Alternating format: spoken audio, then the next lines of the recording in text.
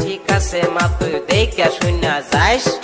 পুলি পিঠা খায়া কিছু আমার লেগা নিয়ে আস বুঝছস আমার লেগা নিয়ে আস ঠিক আছে তুমি